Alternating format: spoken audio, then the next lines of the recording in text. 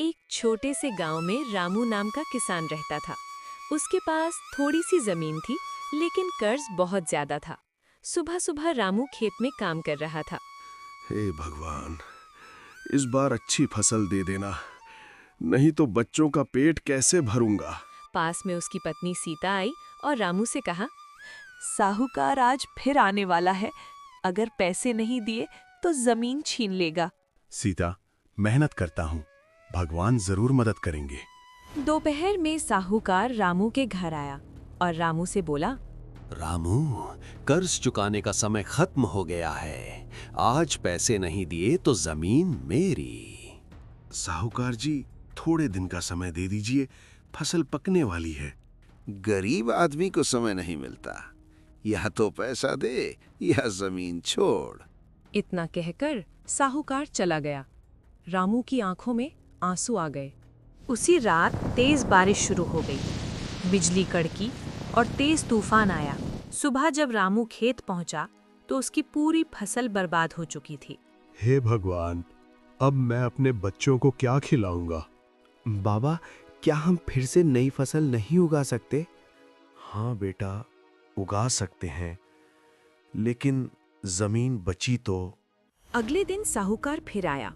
रामू, आज आखिरी दिन है। रामू कुछ बोलने ही वाला था कि गांव में अचानक खबर फैल गई। साहूकार के घर में चोरी हो गई है। साहूकार घबरा गया और तुरंत भाग गया। गांव में चोरी की खबर फैलते ही पूरा माहौल बदल गया। लोग रामू को शक की नजर से देखने लगे।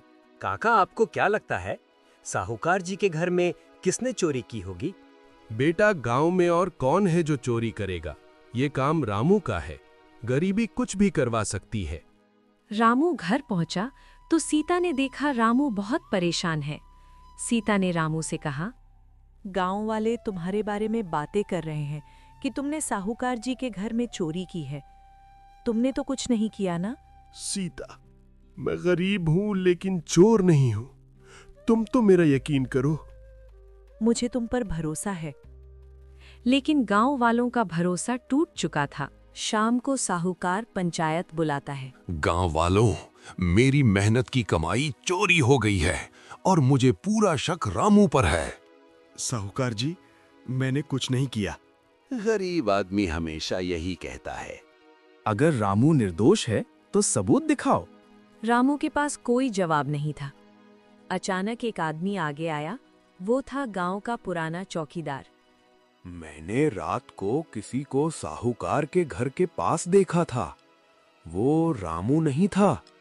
मैंने राहुल को वहां देखा था।